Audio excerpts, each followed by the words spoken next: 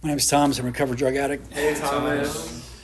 I didn't even know this place even existed until like a month ago, right? I'm at a meeting, and then Bano approached me. He's like, "Hey, we're doing this DAA thing over here inside of the Big Book. You want to come check it out?" And I'm like, "Yeah, sure." Or you want to do the 4-step for us? I'm like, "Sure."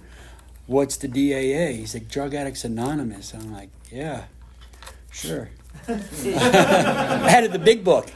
I'm like, all right. So my sobriety date is June 15, 2022. I found my sobriety through Alcoholics Anonymous. But I'm a drug addict, man. I've been doing drugs since I was 15 years old. That's 1990. I wasted 2.5 decades of my life on drugs, man. From the beginning, since I was a kid. I mean, I never tried to stop getting high, right? It feels weird coming to a meeting saying that, getting high, right? I'm not used to that, but I like getting high, man. I did everything, man, through drugs my whole life, right? Through the years, I wouldn't quit doing drugs. I would quit doing that drug and do another drug, and I would just trade one drug for the next for almost 30 years, man. And then it got to the point where I woke up I'll be quick about this. I woke up on a sidewalk in Hudson, right? I woke up one day and I was defeated, right? I was homeless, eating out of dumpsters. And that was the day that I surrendered to this thing. This is the day I submitted to my addiction, man. And I checked into a detox center for 13 days.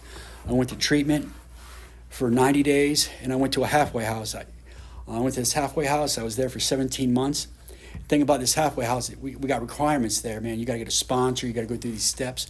But when I came into this place, man, when I came into this thing, I was surrendered. I was defeated. I was willing to do anything at that point, no matter what it was. I didn't ask any questions. I got a sponsor, and I went through this work, right? I've been through this twice, but I really got more from it the second time. I went through it with my second sponsor. When I went through it, he came over one day. We went to my apartment, and we went 1, 2, and 3 that day. He stayed with me for like 3 hours, 3.5 hours, right? And we get to,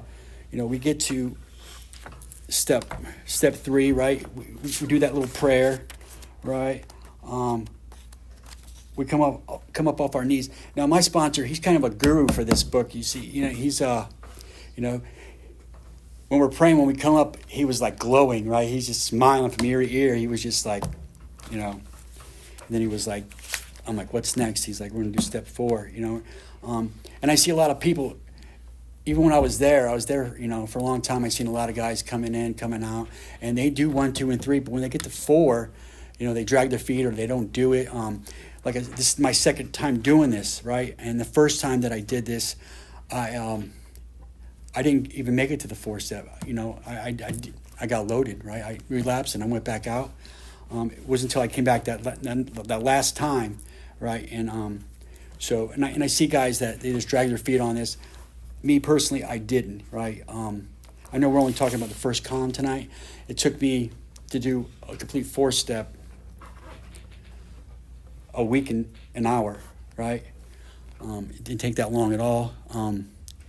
But so when we do our 3rd step, right? How long are we, before we actually do a 4-step, how long do we wait, right? And what's the book say?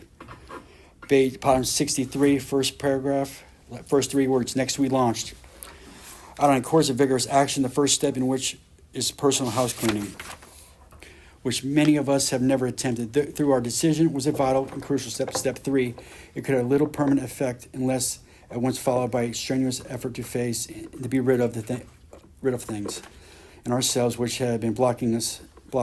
Our liquor was but a symptom, so we had to get down to the causes and conditions. I'm gonna go ahead and read this, and I'll go back and explain.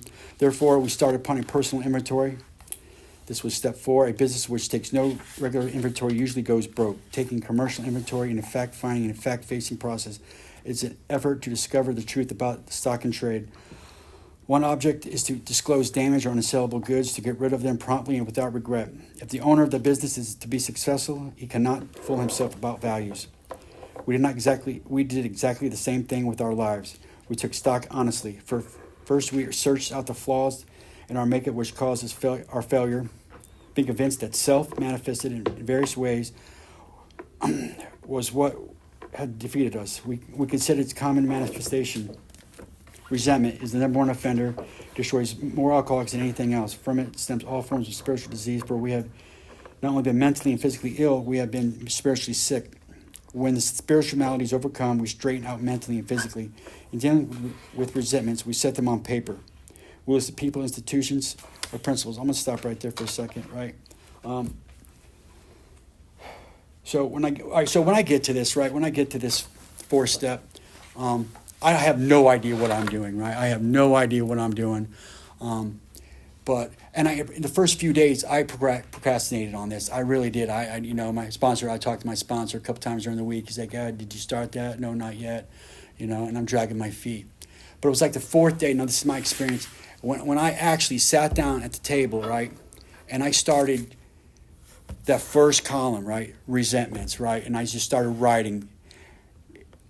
When the pen hit the paper, all these names just started going. It just started flowing. And I didn't realize it at the time that as I'm going, I'm just writing all these names, all these resentments, with list of people, institutions. People, we get that. Institutions, like some of mine, I had Newport Richey Police Department on there, right? Port Richey Police Department, right? Department of Revenue, right? I had them on there. Real quick story. For years, the Department of Revenue would send me a bill every month. Every month, they would send me a bill. I'm talking like when I'm in my early 20s, 30s, in early 20s, they're sending me a bill every month. And I read it and I throw it away. And after a while, I don't even open it. I just throw it away. That was a bad idea. That was a bad idea, right? So I'm out one night and I'm getting loaded. I'm drinking. I'm actually on 52 at a payphone, using a payphone back that when I still I'm on a payphone and I'm talking to my kid's mom, right? And I'm drinking a beer, and this cop pulls right in and he sees me. He comes over and I'm like, all right. And I hang up the phone. I start talking to him. He's like, give me your ID. I'm like, all right. I give my ID. He's like, you got a warrant for child support. I'm like, what? He's like, I wish I didn't even stop just now, right? So he arrested me and I went to jail. You know what it's like to go to jail for non-payment of child support? You get there, you're down there, and they're like, what are you in here for? Non-payment of child support. Man, what a loser, right? So that was bad. So yeah, I paid child support for sure. You go to jail for that? Yeah. So pocketbooks. We asked ourselves why we were angry. In most cases, we found that our self-esteem, our pocketbooks, ambition, and personal relationships. Right. So the longer, like the first time that I did this, right. I didn't, like when I read this with my sponsor, resentments, number one offender, I didn't even think nothing about it, man. But the longer my experience with this is the longer that you go without, resentment, not doing this 4-step, right? You still have those resentments, you still have those fears, right? For me, it was just because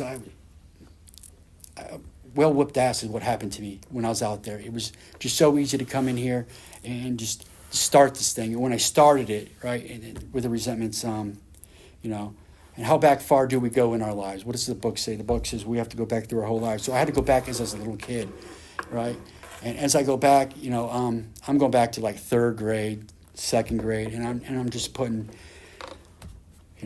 everybody I could think of on this thing. And when I'm done with it, I realized I did not even realize how many people I was upset with, right? I don't know if that helped at all, but that's all I got.